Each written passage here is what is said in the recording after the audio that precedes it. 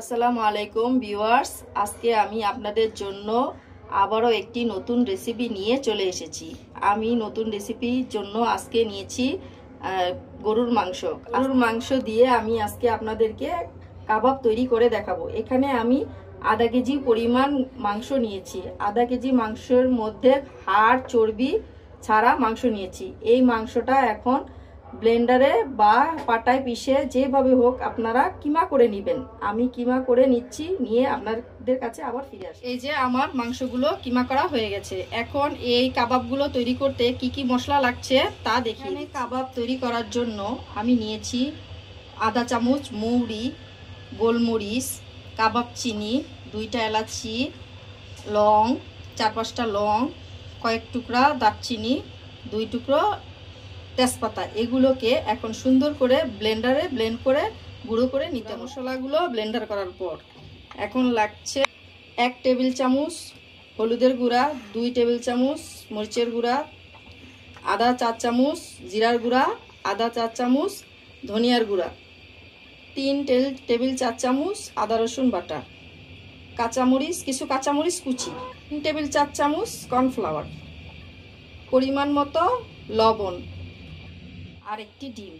আমি 1 কাপ পেঁয়াজ কুচি করে নিয়েছি। এখন সবগুলো উপকরণ আমি একসাথে মিশিয়ে নিচ্ছি। এগুলোকে আমি মিশানোর জন্য বড় একটি মিক্সিং বলে নিয়ে নিলাম। তারপর দিয়ে দিচ্ছি আদা রসুন বাটা, সবগুলো গুঁড়া মশলা, কাঁচামরিচ কুচি, তারপর পেঁয়াজ কুচি, মশলা গুঁড়া, গরম মশলার যে ব্লেন্ডারে করে গুঁড়ো, কর্নফ্লাওয়ার, লবণ করে মিশিয়ে নিচ্ছি।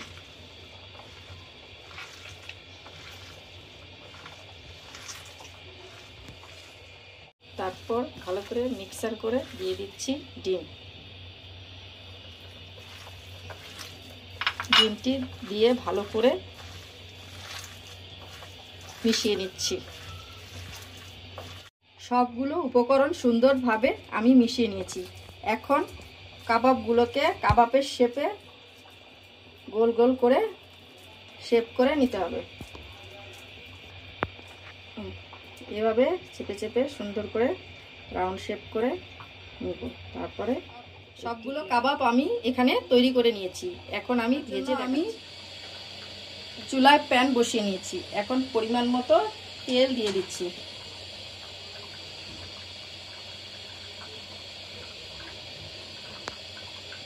এখন আমি কাবাবগুলোকে এক এক করে তেলের মধ্যে ছেড়ে দিচ্ছি। কাবাবগুলো আমি ডুবো তেলে ভাজবো না, মিডিয়াম তেলে ভাজবো। চুলার আঁচ লো এবং হিটের মাঝামাঝি অবস্থায় থাকবে। আস্তে আস্তে আমি কাবাবগুলো ভেজে নেব। এক পিঠ ভেজে নেওয়ার পর আমি এগুলোকে উল্টিয়ে দিচ্ছি।